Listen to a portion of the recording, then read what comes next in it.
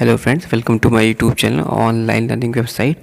दोस्तों, भारत की राज्य व्यवस्था सिविल सेवा की परिचय हेतु हम लोग भाग सेकंड में बात करेंगे आज चैप्टर नंबर 13, जो कि संघीय व्यवस्था या फेडरल सिस्टम के बारे में।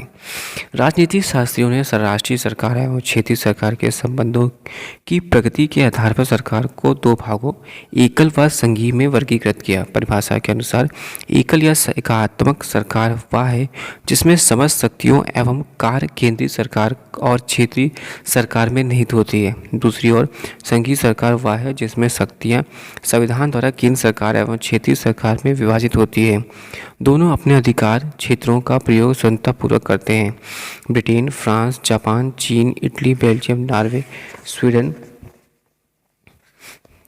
स्पेन आदि में सरकार का एकात्मक स्वरूप है, जबकि अमेरिका, स्विट्जरलैंड, ऑस्ट्रेलिया, कनाडा, रूस, ब्राज़ील, अर्जेंटीना आदि में सरकार का संघीय मॉडल है। संघीय मॉडल में सरकार राष्ट्रीय सरकार को संघ सरकार या केंद्रीय सरकार या संघीय सरकार के रूप में जाना जाता है और क्षेत्रीय सरकार को राज्य सरकार या प्रांतीय सरकार के रूप में जाना जाता है। संघीय एवं एकात्मक सरकार की विशेषताओं को निम्नलिखित तरीके से तुलनात्मक रूप में उल्लेखित किया गया है। संघ शासन शब्द को लैटिन शब्द फोइडेस से लिया गया, जिसका अभिप्राय संधि या समझौता है। इस तरह संघ शासन एक नया राज्य है जिसे विभिन्न इकाइयों के बीच संधि या समझौते के तहत निर्मित किया गया है। संघों की इकाइयों के विभिन्न नामों जैसे कि राज्य जैसा कि अमेरिका में, या कैंटोन जैसा कि स्विट्जरलैंड में, या प्रांत जैसा कि कनाडा, या गणतंत्र जैसा कि रूस में पुकारा जाता है। संघ शासन दो रूपों में निर्मित होता है, वे हैं एकीकरण व विभेदीकरण। पहले मामले में सैनिक कमजोरी वाले या आर्थिक रूप से पिछड़े राज्य मिलकर एक बड़े व मजबूत संघ का निर्माण करते हैं, उदाहरण के लिए अमेरिका में। दूसरे मामले में बड़ा एकीकृत राज्य संघ में परिवर्तित हो जाता है, जहां राज्यों को स्वायत्तता होती है, उदाहरण के लिए कनाडा में। अमेरिका विश्व में पहला व प्राचीनतम संघीय शक्ति वाला देश है। यह अमेरिका क्रांति 1775 से 83 के बाद 1787 बना। इसमें 50 राज्य मूलतः 13 राज्य समाहित हैं। संघीय शासन में कनाडा के 10 प्रांतों मूल रूप से 4 प्रांत हैं से निर्मित भी काफ़ी पुराना है, जो कि 1867 में निर्मित हुआ है। भारत के संविधान में संघीय सरकार व्यवस्था को अपनाया गया है। संविधान निर्माताओं ने संघीय व्यवस्था को दो कारणों से अपनाया: देश का वृहद आकार एवं सामाजिक सांस्कृतिक विविधता। उन्होंने महसूस किया कि संघीय व्यवस्था से न केवल सरकार की शक्ति बढ़ेगी, बल्कि क्षेत्रीय स्वायत्तता एवं राष्ट्रीय एकता में अभिवृद्धि होगी। वैसे संविधान में कहीं भी संघ शब्द का प्रयोग नहीं किया गया है। इसके साथ ही स्थान पर संविधान का अनुच्छेद 1 भारत को राज्यों के रूप में परिभाषित करता है। भीमराव अंबेडकर के अनुसार राज्यों के संघ से दो बातें उभर कर सामने आती है। पहला, सरकार अमेरिका संघ के विपरीत भारतीय संघ राज्यों के बीच सहमति का प्रतिफल नहीं। दूसरा, राज्यों को यह अधिकार नहीं है कि वे स्वयं को संघ से पृथक कर सके, फेडरेशन संघ, क्योंकि वह अविभाज्य है। भारत का संघीय व्यवस्था कनाडाई मॉडल पर आधारित है। एक असंतत सशक्त केंद्र होने के आधार पर कनाडाई मॉडल अमेरिकी मॉडल से सर्वथा भिन्न है। भारतीय संघीय व्यवस्था कनाडाई व्यवस्था में इन आधारों पर समानता प्रदर्शित करती है। पहला, इसका निर्माण यानी को विखंडित करने होने का तरीका। दूसरा, संघ शब्द का प्रमुखता से प्रयोग, यानी कनाडा में भी संघ शब्द के लिए प्रयोग किया गया। तीसरा, इसका केंद्रीकरण की प्रवृत्ति, राज्यों की तुलना में केंद्र के सबसे ज़्यादा शक्तिशाली होना। संविधान की संघीय विशेषताएं। भारतीय संविधान की संघीय विशेषताएं निम्नलिखित हैं। पहला, द्वैध राज पद्धति। संविधान में संघ स्तर पर केंद्र एवं राज्य स्तर पर राज्य पद्धति को अपनाया गया। प्रत्येक को संविधान द्वारा क्रमशः अपने क्षेत्रों में संप्रभु शक्तियाँ प्रदान की गई। केंद्र सरकार राष्ट्रीय महत्व के मामलों जैसे रक्षा, विदेश, मुद्रा, संचार आदि को देखती है, जबकि दूसरी तरफ राज्य सरकार क्षेत्रीय एवं स्थानीय महत्व के मुद्दे को देखती है, जैसे सार्वजनिक व्यवस्था, कृषि, स्वास्थ्य, स्थानीय प्रशासन आदि। दूसरा पॉइंट है लिखित संविधान। हमारा संविधान न केवल लिखित अभिलेख है, वरन विश्व का सबसे विस्तृत संविधान भी है। मूलतः इसमें एक प्रस्तावना है, 395 अनुच्छेद, 22 भागों में विभक्त और 8 अनुसूचियाँ थीं।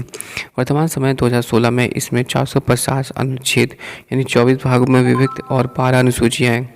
इसमें केंद्रीय एवं राज्य सरकारों की शक्तियाँ एवं उनके प्रयोग की विस्तृत विवेचना है, अतः यह दोनों के मध्य गलत फहमी और असहमति को उत्पन्न नहीं होने देते। शक्तियों का विभाजन। संविधान में केंद्र एवं राज्यों के बीच शक्तियों का विभाजन किया गया। इनमें 7वें अनुसूची में केंद्र, राज्य एवं दोनों से संबंधित सूची निहित है। केंद्र सूची में 100 विषय हैं, मूलतः 97, राज्य सूची में 61 विषय हैं, मूलतः 66 और समवर्ती सूची में 52 विषय हैं, मूलतः 47।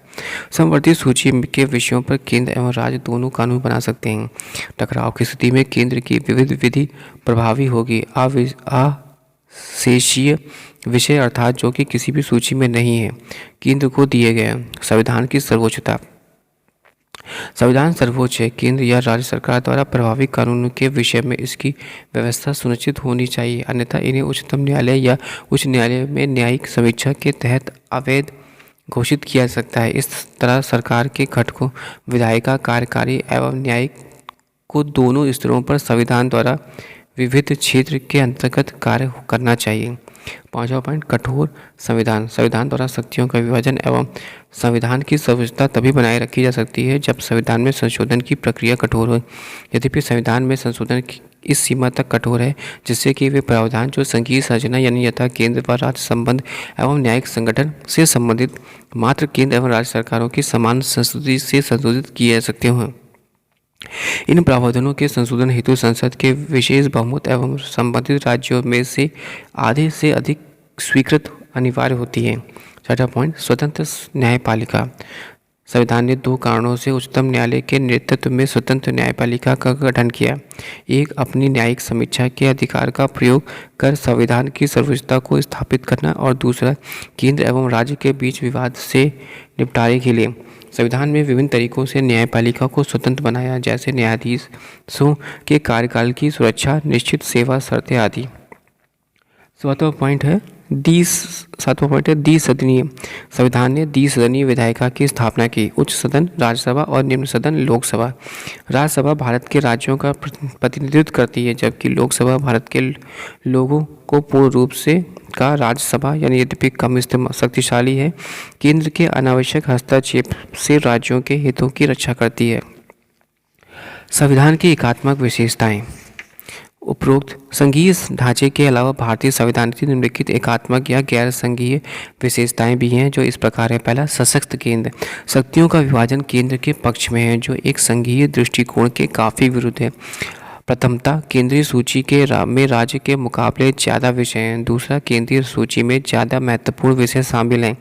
तीसरे, समवर्ती सूची में केंद्र को ऊपर रखा गया है। अंततः अवशेषीय शक्तियों में भी केंद्र प्रमुख है जबकि अमेरिका में यह राज्यों में निहित है। इस तरह के संविधान केंद्र को सशक्त बनाता है। दूसरा, राज्य अनस्वर नहीं है। अन्य संघों के विपरीत भारत में राज्यों को क्षेत्रीय एकता का अधिकार नहीं है। संसद एक तरफा कार्यवाही द्वारा उनके क्षेत्र सीमाओं या राज्यों के नाम को परिवर्तित कर सकती है, अर्थात इसके लिए साधारण बहुमत की जरूरत नहीं होती है, ना कि विशेष बहुमत की। इस तरह भारतीय संघ अनस्वरों राज्यों का अनस्वर संघ है। दूसरी तरफ अमेरिकी संघ अनस्वर राज्यों का अनस्वर केंद्र है। तीसरा, एकल संविधान। सामान्यतः एक संघ में राज्यों का केंद्र से हटकर अपना संविधान बनाने का अधिकार होता है। भारत में इससे स्तर पर राज्यों को ऐसी कोई शक्ति नहीं दी गई। भारतीय संविधान सिर्फ केंद्र को ही नहीं बल्कि राज्यों का भी है। राज्य एवं केंद्र दोनों को इसी एक ढांचे का पालन अनिवार्य है। सिर्फ जम्मू एवं कश्मीर एक अपवाद है उसका अपना पृथक संविधान है। संविधान का लचीलापन। अन्य संघीय प्रणालियों की तुलना में भारतीय संविधान में संशोधन प्रक्रिया कम कठोर है। संविधान के एक बड़े हिस्से को संसद द्वारा साधारण या विशेष बहुमत द्वारा एकल प्रणाली से संशोधित किया जा सकता है, यानी संविधान संशोधन की शक्ति सिर्फ केंद्र में ही निहित है। अमेरिका में भी राज्य संविधान संशोधन का प्रस्ताव रख सकते हैं। 5वां पॉइंट, राज्य प्रतिनिधित्व में समानता का अभाव। राज्यों की जनसंख्या के आधार पर राज्यसभा में प्रतिनिधित्व दिया जाता है, अतः सदस्यता 1 से 31 तक की भिन्नता है। अमेरिका में राज्यों के प्रतिनिधित्व के सिद्धांत को उच्च सदन में पूर्ण रूपण रेखा महत्वता दी जाती है। इस तरह अमेरिका सीनेट में 100 सदस्य होते हैं, प्रत्येक राज्य से 2। यह सिद्धांत छोटे राज्यों के लिए सुरक्षा कवच का समान होता है। आपातकालीन उपबंध। संविधान 3 तरह की आपातकाल व्यवस्था निर्धारित करता है: राष्ट्रीय, राज्य एवं वित्त। आपातकाल के दौरान केंद्र सरकार के पास सभी शक्तियां आ जाती हैं और राज्य केंद्र के पूर्ण नियंत्रण में आ जाते हैं। यहाँ बिना किसी संविधान संशोधन के संघीय ढांचे को एकल ढांचे में बदल देता है। ऐसी व्यवस्था अन्य किसी संघ में नहीं पाई जाती है। 7वां पॉइंट, एकल नागरिकता। दोहरी व्यवस्था के बावजूद भारत का संविधान कनाडा की तरह एकल नागरिकता को अपनाता है। यहाँ केवल भारतीय नागरिकता है, अन्य कोई पृथक राज्य की नागरिकता नहीं है। अन्य संघीय व्यवस्था जैसे कि अमेरिका,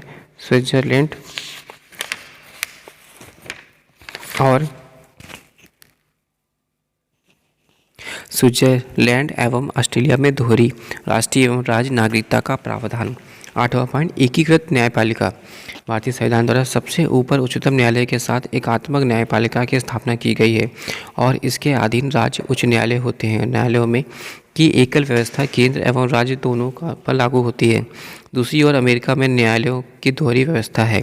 संघीय कानून और संघीय न्यायपालिका और राज्य कानून राज्य न्यायपालिका द्वारा लागू किए जाते हैं। 9वां पॉइंट, अखिल भारतीय सेवाएं। अमेरिका में संघीय सरकार एवं राज्य सरकार की अपनी लोक सेवाएं हैं। भारत में भी केंद्र एवं राज्यों के पृथक लोक सेवाएं हैं, लेकिन इसके अतिरिक्त अखिल भारतीय सेवाएं IAS, IPS और IFS केंद्र एवं राज्य दोनों के लिए हैं। केंद्र द्वारा इन सेवाओं के सदस्यों का चयन किया जाता है एवं उन्हें प्रशिक्षण दिया जाता है। उन पर केंद्र का पूर्ण रूपेण नियंत्रण भी होता है, अतः ये सेवाएं संविधान के अंतर्गत संघीय सिद्धांत का उल्लंघन करती हैं। 10वां पॉइंट है एकीकृत लेखा जांच मशीनरी।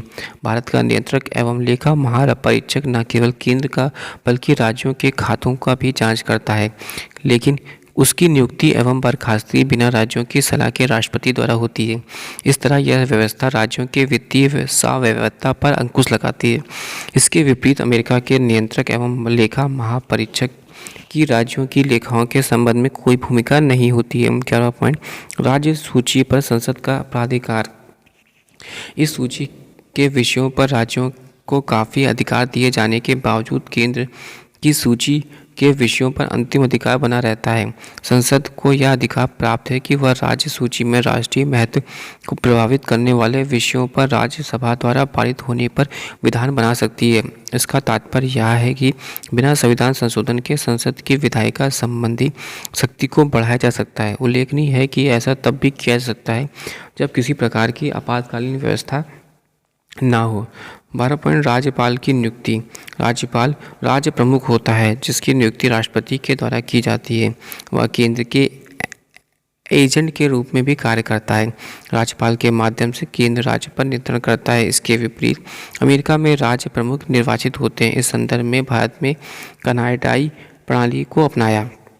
13वां पॉइंट, एकीकृत निर्वाचन मशीनरी। चुनाव आयोग ने न केवल केंद्रीय चुनाव संपन्न करता है बल्कि राज्य विधानमंडलों के चुनाव भी कराता है, लेकिन इस इकाई की स्थापना राष्ट्रपति द्वारा होती है और राज्य इस मामले में कुछ नहीं कर सकता है और इसके सदस्यों को भी इसी प्रकार हटाया जा सकता है। इसके विपरीत अमेरिका संघ में राज्य एवं राज्य दोनों के निर्वाचन के लिए अलग मशीनरी होती है। राज्यों के विधेयकों पर वीटो। राज्यपाल को राज्य विधानमंडल द्वारा पारित कुछ विधेयकों को राष्ट्रपति की संस्तुति के लिए सुरक्षित रखने का अधिकार है। राष्ट्रपति अपनी संस्तुति के लिए इसे न केवल पहली बार बल्कि दूसरी बार भी रोक सकता है। इस तरह राष्ट्रपति के पास राज्य विधेयकों पर वीटो अधिकार है, लेकिन अमेरिका व ऑस्ट्रेलिया में राज्य स्वतः इकाई है और वहाँ इस तरह की कोई व्यवस्था नहीं है। संघीय व्यवस्था का आलोचनात्मक या मूल्यांकन। उपयुक्त व्यवस्था में यह स्पष्ट है कि भारत का संविधान अमेरिका, स्विट्जरलैंड और ऑस्ट्रेलिया की तरह एक परंपरागत संघीय व्यवस्था से भिन्न संविधान है और इसमें कई एकात्मक या गैर संघीय विशेषताएं हैं, जैसे केंद्र के पक्ष में शक्ति का संतुलन या संविधान विशेषज्ञों द्वारा भारतीय संविधान के संघीय चरित्र को चुनौती देने के लिए पर्याप्त है। इसलिए केसी वेहर ने भारतीय संविधान को अल्पसंघीय करार दिया कि संथानम के अनुसार भारतीय संविधान के एकात्मक होने के उत्तरदायी 2 कारण हैं। पहला, वित्तीय मामले में केंद्र को प्रभुत्व एवं राज्यों की केंद्रीय अनुदान की निर्भरता। दूसरा, शक्तिशाली इस योजना आयोग द्वारा राज्य के विकास प्रक्रिया को नियंत्रित करने की व्यवस्था। उन्होंने महसूस किया कि भारत एक तरफ तो एकल व्यवस्थागत देश है, फिर भी केंद्र और राज्य अपना कार्य विधेयक और औपचारिक रूप में संघीय रूप में करते हैं। हालांकि अन्य राजनीति शास्त्री उक्त मतों से सहमत नहीं है। पॉल एल्बी कहते हैं कि यह पूरी तरह से संघीय है। मेरिस जॉन्स इसे सहमति वाला संघ कहते हैं।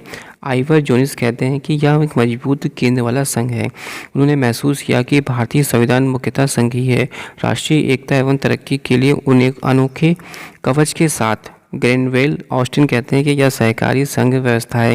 यद्यपि भारत के संविधान ने मजबूत केंद्र सरकार को निर्माण किया, इसके राज्यों को भी कभी कमज़ोर नहीं किया।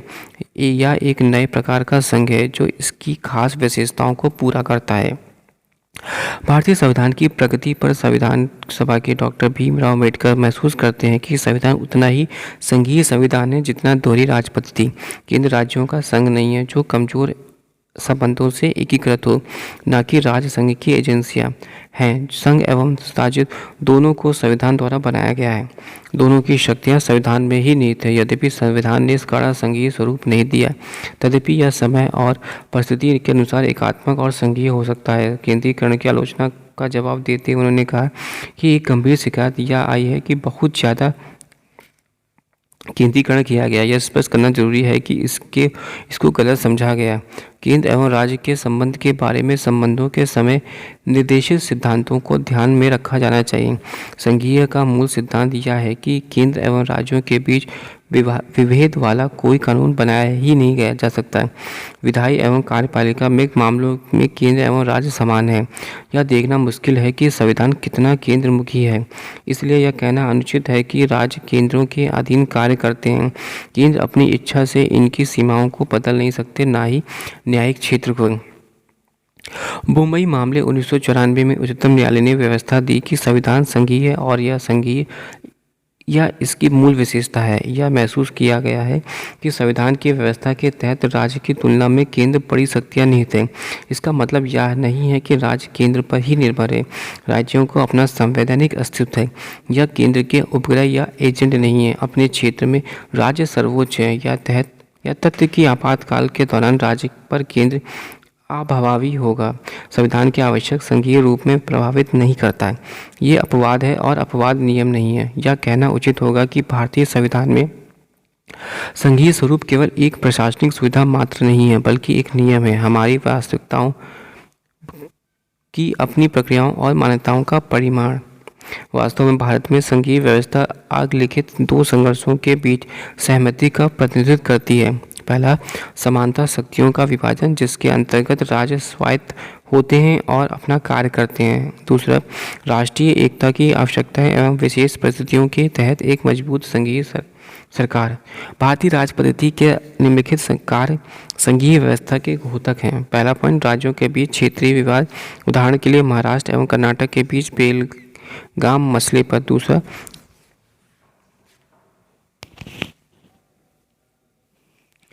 दूसरा, राष्ट्रीय एकता की आवश्यकता एवं विशेष परिस्थितियों के तहत एक मजबूत संघीय सरकार।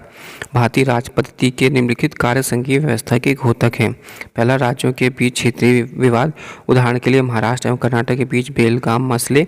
दूसरा, नदी जल बंटवारे को लेकर राज्यों के बीच विवाद, उदाहरण के लिए कर्नाटक व तमिलनाडु के मध्य कावेरी जल पर। तीसरा, क्षेत्रीय दलों का उद्भव और उनका सत्ता में आना, जैसे आंध्र प्रदेश, तमिलनाडु आदि। चौथा पॉइंट, क्षेत्रीय अपेक्षाओं को पूरा करने के लिए नए राज्यों का गठन, जैसे मिजोरम और या झारखंड। पांचवा, अपने विकास के लिए राज्यों द्वारा केंद्र से अधिक अनुदान की मांग। छठा, राज्यों द्वारा अपनी स्वायत्तता को बरकरार रखते हुए केंद्र के हस्तक्षेप पर प्रतिक्रिया। सातवां, उच्चतम न्यायालय द्वारा कुछ व्यवस्थाओं का सीमांकन लागू करना, और जैसे कि केंद्र द्वारा अनुच्छेद 356 राज्यों में राष्ट्रपति शासन का प्रयोग। Thanks for watching and sharing.